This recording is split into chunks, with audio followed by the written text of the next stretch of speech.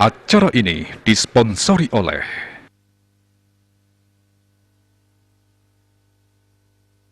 Kuku PMK ring Kabupaten Bangli kauningin bawa ring lapangan. Disampun buahan sampai sanikeni PMK taler kepanggih ring desa Demulih Susut. Perbekal desa Demulih, Nyoman Wijana Matutang, yening wenten ternak sampi ring desanipun sanikeni PMK, inggih punika kali ukut. Sampi sanikeni PMK inucap, mabesikan kandang sareng 4 ukut sampi lianan. Kewohin sampi sanikeni PMK sampun ketampenin oleh petugas dinas PKP Kabupaten Bangli. Selanturnya nih sampi inucap sampun mesuntik. Peketandani merasa osa ring kewentanan pengelola PMK.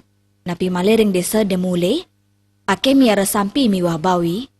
Peketandani ngaptiang majang pemerintah mangde digelis ngelimbakang vaksinasi ring ternak untuk nambakin pengelola PMK. Asa punika taler Kepala Dinas PKP Kabupaten Bangli, Made Alit Parwata taler matutang makekali ukut sampi ring Demulih positif PMK. Lianan punika wenten petang ukut sampi tiosan ring desa irike sani kekantanang medui gejala PMK. Dayurina Balipos nguningayang.